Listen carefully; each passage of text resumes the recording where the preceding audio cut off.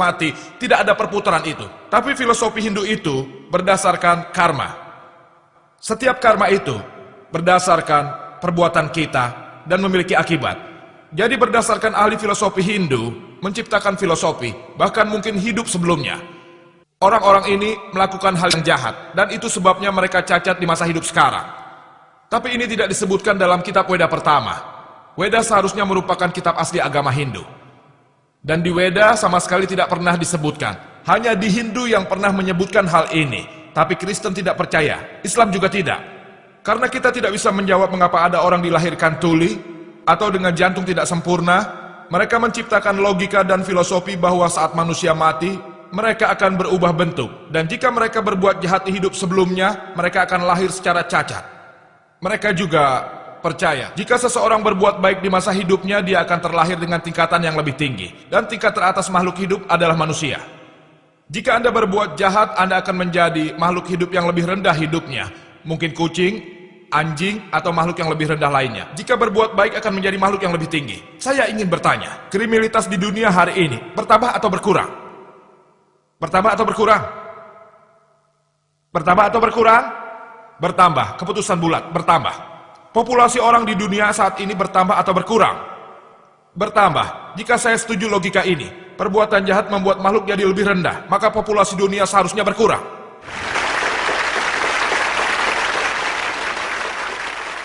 Tapi pertanyaan, mengapa ada orang dilahirkan cacat, dilahirkan miskin, atau cacat fisik? Jawabannya ada di Al-Quran, surat Al-Muluk, bab 67 ayat 2. Allazi khalaqal mauta wal hayata. Allah lah yang menjadikan mati dan hidup, agar dia bisa menguji siapa di antara kamu yang lebih baik amalnya. Hidup di dunia ini adalah ujian Allah. Berdasarkan ujian yang diberikan padamu, Anda akan dihakimi. Allah Maha Besar menghakimi tiap orang dengan cara yang berbeda. Saat kita sedang ujian, setiap tahun soal-soal ujian itu berbeda. Jika soalnya sama, mana ujiannya?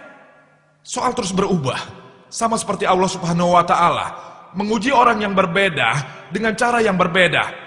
Jika kau diberi kekayaan, maka ajaran Islam berkata kau harus menyumbangkan 2,5% dari kekayaanmu. Itu disebut zakat. Orang miskin tidak perlu memberi zakat, dia harus menerima ratusan zakat. Kalian tahu orang kaya, Allah memang tidak pernah berkata bahwa orang kaya itu tidak akan mungkin masuk surga. Tapi Allah berfirman, akan sulit bagi orang kaya untuk masuk surga. Jika kita pelajari, tergantung dari ujian yang diberikan Allah padamu, kau akan dihakimi sesuai dengan ujianmu. Kalau kau kaya, berikan sumbangan. Kalau kau miskin, ya tidak perlu menyumbang. Ada orang yang dilahirkan dengan jantung tidak sempurna, ataupun cacat. Anda bertanya, apa salah anak kecil itu? Apa dosa dia? Tapi kami dalam Islam percaya bahwa tiap anak yang baru lahir itu polos dan tidak berdosa, tidak bersalah. Tapi saat ia lahir mungkin seperti difirmankan di Al-Quran, kekayaan, anak-anakmu, istrimu adalah ujian bagimu. Mungkin anak itu ujian bagi orang tuanya. Allah mungkin ingin menguji orang tuanya, karena mungkin orang tuanya sangat percaya pada Allah.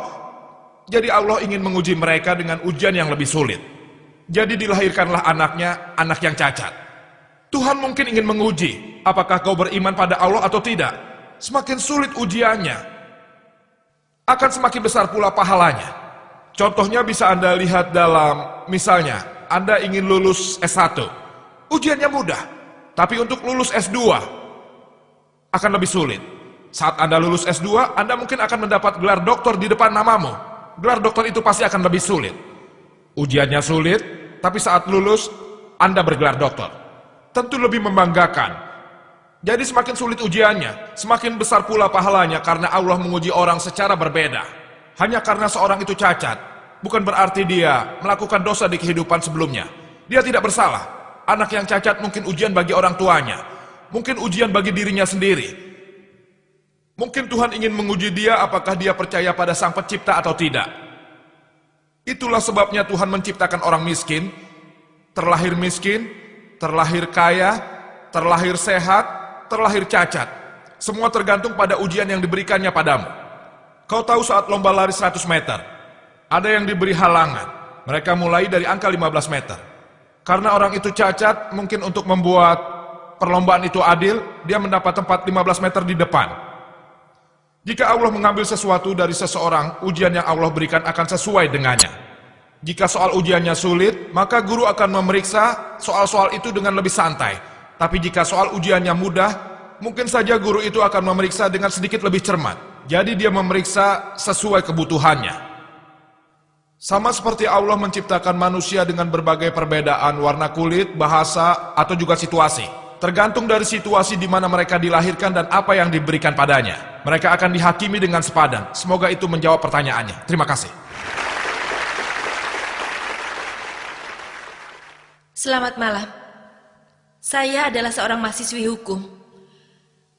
Terima kasih karena Anda memberi penjelasan mengenai terorisme dari sudut pandang Islam. Pertanyaan saya, menurut Anda apa alasan peningkatan dari organisasi teroris yang kebanyakan dari Islam dan mereka berjuang atas nama Islam? Bukankah Anda berkata Islam memberi peraturan mengenai larangan menyakiti wanita, anak-anak, dan orang lanjut usia? Tapi kejadian bom itu banyak membunuh anak-anak dan wanita. Menurut Anda apa alasannya? Terima kasih.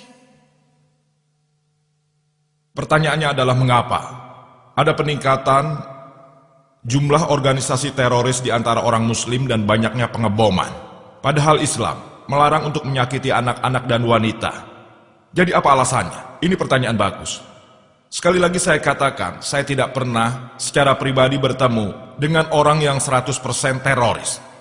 Tapi saya bisa memberi alasan, jawaban logika mengapa hal ini terjadi. Pertama, ada orang yang memang benar-benar menteror orang-orang yang tidak berdosa. Ada muslim yang salah haluan, mereka tidak mengikuti ajaran Al-Quran. Selalu ada kambing hitam di setiap masyarakat. Salah satu teroris dalam peradaban manusia. Siapa? Hitler. Dia menganiaya 6 juta orang Yahudi. Apa kita harus menyalahkan Kristen karena itu? Hitler orang Kristen. Jadi hanya karena Hitler menganiaya orang Yahudi, bukan berarti orang Kristen begitu. Dia sendiri. Jika kita jumlah seluruh korban terorisme, saya rasa tidak mencapai 6 juta. Hitler sendiri. Lalu Mussolini, dia juga orang Kristen. Tapi hanya karena Mussolini membunuh ribuan orang, bukan berarti saya bisa menyalahkan agama Kristen. Mungkin ada kambing hitam dalam masyarakat. Kambing hitam yang mungkin menyebut diri mereka Muslim. Mungkin mereka salah, mungkin. Jawaban nomor 2. Mungkin mereka orang-orang yang merasa ditindas. Jika Anda lihat, sekarang ini tidak ada orang India yang berjuang demi negaranya. Anda tidak akan melihat orang yang berjuang sekarang, tidak.